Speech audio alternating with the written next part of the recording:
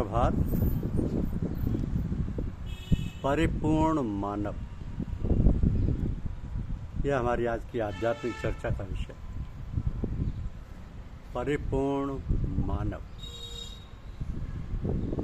हम मनुष्य हैं, हमें ईश्वर ने मनुष्य पैदा किया है। अच्छा मनुष्य बनना ही हमारा धर्म है, मुकम्मल मनुष्य बनना ही हमारा मजहब है। यही हमारे जीवन का असली लक्ष्य है। हम हर धर्म और मजहब का आदर करते हैं, परंतु हमारा लक्ष्य मुकम्मल इंसान बनना है।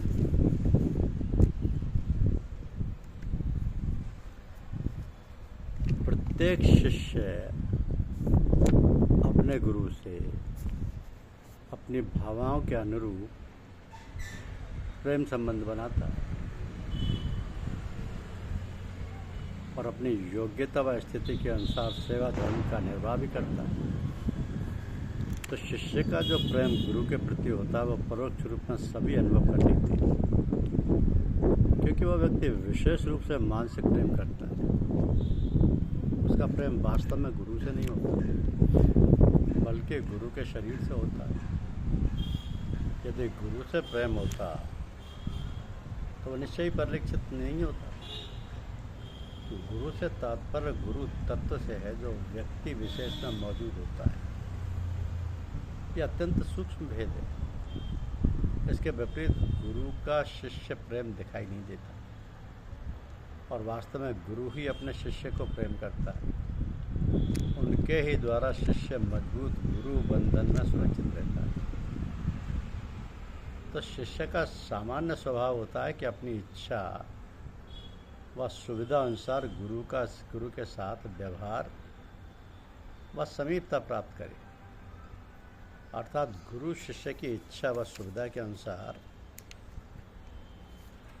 उसका आध्यात्म मार्ग प्रशस्त करे। शिष्य सदैव अपने मनमत रहता है और गुरुमुख नहीं हो पाता, अर्थात शिष्य अपनी इच्छा अनुसार या मन के अनुसार चलता है। वो गुरु की इच्छा को स्वीकार या अंगीकार नहीं कर पाता। इसी कारण वह शिष्य अपने गुरु के प्रति पूर्ण समर्पण व विश्वास नहीं कर पाता। उसकी ये कमी ही उसके दुखी व अपूर्ण रहने का कारण है। तो विपत्ति काल में शिष्य स्वयं का पूर्ण समर्पण व अपने गुरु में पूर्ण विश्वास नहीं बना पाता, अर्थात विपत्ति के समय में भी वह शरणागति की स्थिति में नहीं होता। उसे कहीं ना कहीं अपनी शक्ति पर विश्वास रहता है और अपने सामर्थ्य के अनुसार विपत्तियों से लड़ता रहता है। ये मनुष्य का स्वभाव होता है और मनुष्य विपत्तियों से असफल होने के कारण दुख व कष्ट भोगता है।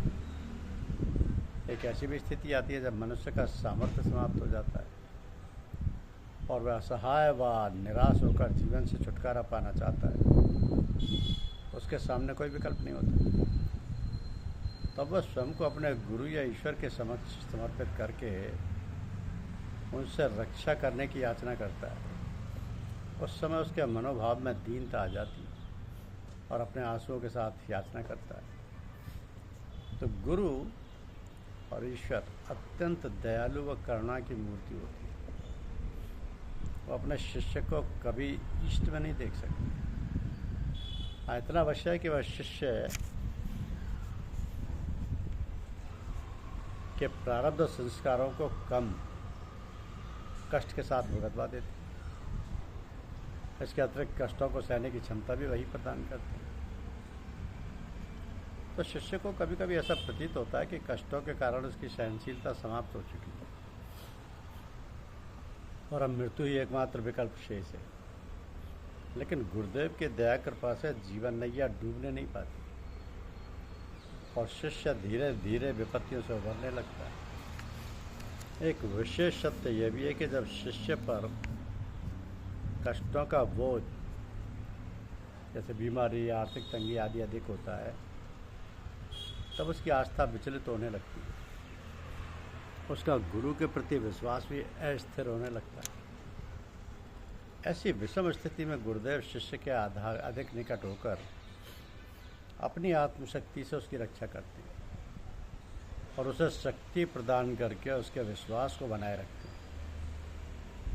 ऐसा साधकों का अनुभव है। तो सामान्यतः देखा जाता है कि शिष्य में अहम भाव होने के कारण वो शिष्यता का भाव व स्थिति नहीं प्राप्त कर पाता।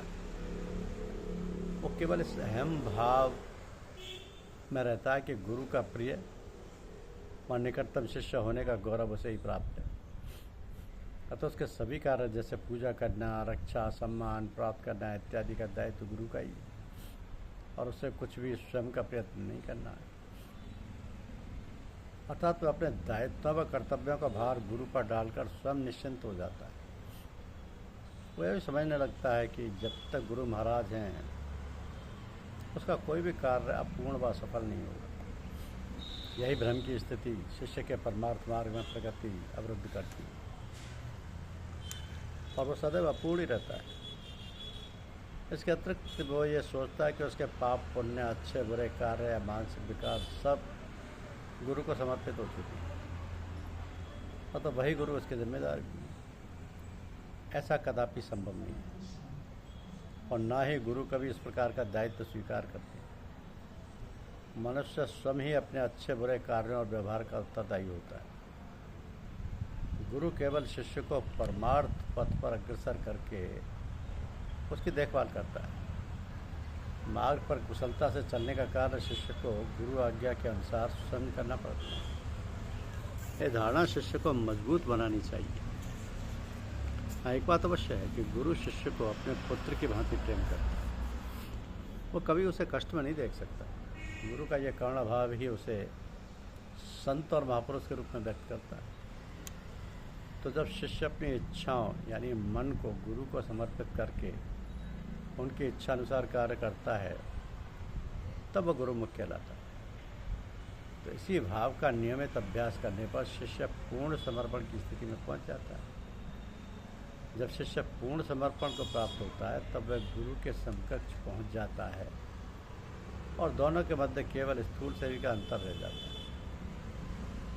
यहाँ तक कि शिष्य की वाणी भी गुरुवाणी के समान हो जाती है। तो कभी कभी इस स्थिति में आने के पश्चात शिष्य में गुरु की समानता प्राप्त होने का भाव अहम का पर्दा बन जाता है, जिसे गुरु अपनी शक्ति से हटा देते हैं। इस स्थिति को स्वामी विवेकानंद जी ने प्राप्त किया था, जिसके परिणाम स्वरूप शिकागो में उनका जो भाषण था वो उनके गुरु ने अपने शिष्य की वाणी में प्रस्तुत किया था। तो गुरु के निवास स्थल और जनमानस को सुख शांति पहुंचाने की भावना और प्रेम की अमृत वर्षा का प्रवाह निरंतर बना रहता है, क्योंकि उक्त स्थान गुरुदेव की आत्मशक्ति से प्रभावित होता है। इसी कारण गुरु स्थान का अपना विशेष महत्व होता है। कहते हैं कि अपना सर्वस्व न्यौछावर करके भी गुरु स्थान को बनाए रखना हितकर है। तो शिष्य को गुरु स्थान, गुरु द्वारा उपयोग की हुई वस्तुएं आदि गुरु की यादें बनाए रखने में अत्यंत लाभकारी होती हैं। इसी विचार को बनाए रखते हुए संतों का मत है कि गुरु पूर्णिमा के अवसर पर शिष्य को चाहिए कि गुरुदेव का सानिध्य प्राप्त कर उनके आत्मज्ञान से स्वयं को आनंदित करे और गुरु की सेवा में तत्पर रहे। यदि संयोगवश गुरुदेव स्थूल शरीर में नहीं है तो उनकी याद में गुरु स्थान पर जाकर सत्संग परिवार के साथ खुशियाँ मनाएं और संभव हो तो आंतरिक सत्संग का लाभ भी प्राप्त करें। साथ ही यथाशक्ति और सामर्थ्य के अनुसार गुरु माता को भेंट भी प्रदान करें।